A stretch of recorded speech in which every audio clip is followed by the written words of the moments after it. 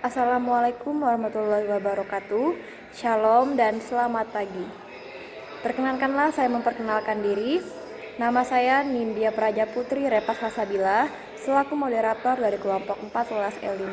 Adapun anggota kelompoknya yaitu Nindya Praja Eri Wahyu, Nindya Praja Rapli Ismail, Nindya Praja Muhammad Hafiz Mutasim, dan saya sendiri Nindya Praja Putri Repas Hasabila. Di sini saya akan membacakan slide selanjutnya, yaitu tentang masalah pelayanan publik dan kesejahteraan sosial. Pertama, soal sosialisasi pemerintah, yang mana pemerintah melakukan sosialisasi melalui telekonferensi, media daring dan surat edaran kepada kelompok penerima manfaat KPN yang kurang efektif dikarenakan tidak semua KPN mempunyai ponsel dan paket data sehingga penerima KPM tidak menerima informasi dengan jelas. Kedua, verifikasi penerima bantuan yang dilakukan Kemensos juga tak lazim.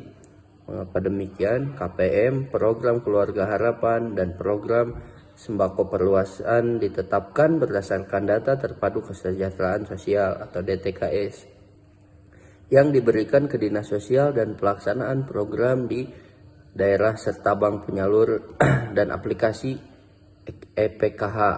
Ketiga, data KPN dan program sembako yang belum terintegrasi dan menyebabkan KPN PKH ini tak menerima program sembako.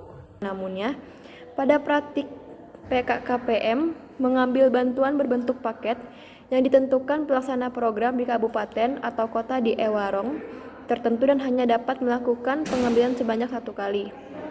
Adapun saran kami untuk pemerintah dalam mencari solusi tentang pelayanan publik dan kesejahteraan sosial di Indonesia, yaitu pemerintah dalam hal ini, khususnya Presiden, haruslah selalu mengawasi dan lebih menyorot bansos untuk masyarakat, sehingga percepatan penyaluran bantuan sosial untuk masyarakat ini dapat digunakan mengurangi. Pembahasan yang kedua tentang sistem pengawasan keuangan negara.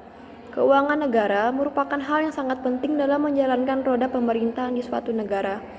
Sangat begitu pentingnya keuangan tersebut, maka diharuskan pihak pengatur yang dalam hal ini, pengawas keuangan negara dalam hal pelaksanaannya meliputi beberapa tahap, yaitu tahap penyusunan, tahap pelaksanaan, dan tahap pertanggungjawaban. Praktek pengawasan pengelolaan keuangan negara secara internal dilakukan oleh Inspektorat dan Badan Pengawasan Keuangan dan Pembangunan atau BPKP, sedangkan pengawasan eksternal dilakukan oleh Badan Pemeriksa Keuangan atau BPK dan Dewan Perwakilan Rakyat atau DPR.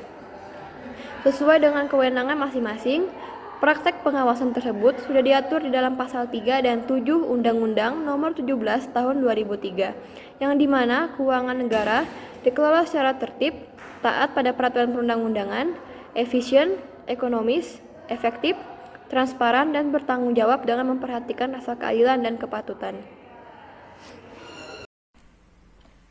Desentralisasi berdasarkan Pancasila dan Konstitusi. Desentralisasi lahir dari konsekuensi demokratisasi yang bertujuan membangun good governance mulai dari akar rumput politik. Dengan demikian, prinsip-prinsip setiap keputusan harus dibicarakan bersama dan berpendapat. Setiap keputusan harus dibicarakan bersama dan dalam pelaksanaan keputusan tersebut menjadi elemen penting dalam proses demokratisasi. Desentralisasi itu sendiri merupakan salah satu asas dari asas-asas dalam penyelenggaraan pemerintahan, yaitu adanya pelimpahan wewenang dari tingkat atas organisasi kepada tingkat bawahnya secara hierarkis. Melalui pelimpahan wewenang itulah pemerintah pada tingkat bawah diberi kesempatan untuk mengambil inisiatif dan mengembangkan kreativitas, mencari solusi terbaik atas setiap masalah yang dihadapi dalam pelaksanaan tugas sehari-hari.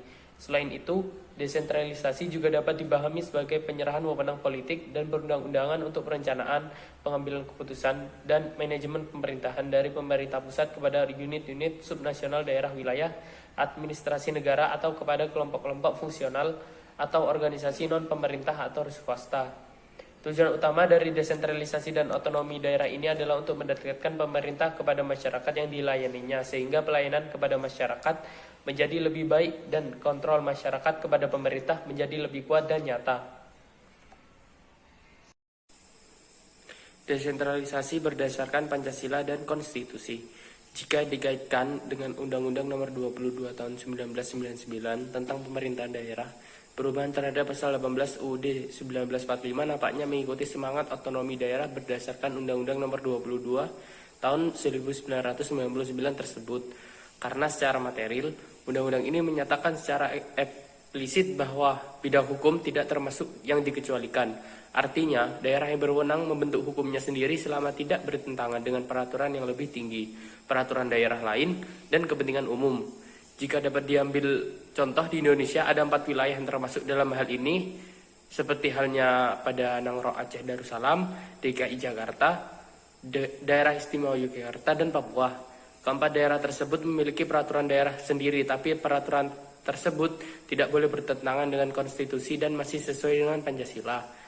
Dalam negara hukum yang berdasarkan Pancasila, maka sistem hukum yang berlaku di dalamnya tidak hanya hukum Islam atau syariat Islam, akan tetapi sistem hukum lain juga berlaku di dalamnya, sebagaimana ketentuan Indise Stark-Gerling atau IS, bahwa sistem hukum yang berlaku di Indonesia sampai saat ini adalah yang pertama sistem hukum adat, kemudian yang kedua sistem hukum Islam, dan yang ketiga sistem hukum Barat. Dengan demikian, identitas hukum nasional bukanlah berdasarkan syariat Islam, tetapi satunya hukum nasional itu berdasarkan Pancasila dan Undang-Undang Dasar 1945.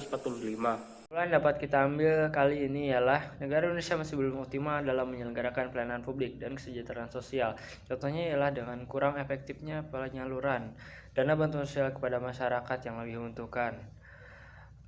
Hal ini sangat berkaitan dengan penguatan sistem pengawasan keuangan yang permasalahannya tidak jauh-jauh dari korupsi. Kemudian maka dari itu kita harus bekerja sama antara pemerintah dengan masyarakat. Bentuk kerjasamanya itu pengawasan sistem keuangan negara tersebut dibuat berlapis sehingga menyulitkan oknum-oknum tidak bertanggung jawab yang ingin menyalahgunakan kekuasaannya. Untuk memperbaiki semua hal ini, maka berkaitan pula dengan tujuan utama dari desentralisasi dan otonomi daerah, yakni adalah mendekatkan pemerintah kepada masyarakat yang dilayaninya, sehingga pelayanan kepada masyarakat menjadi lebih baik dan kontrol masyarakat kepada pemerintah menjadi lebih kuat dan nyata. Terima kasih.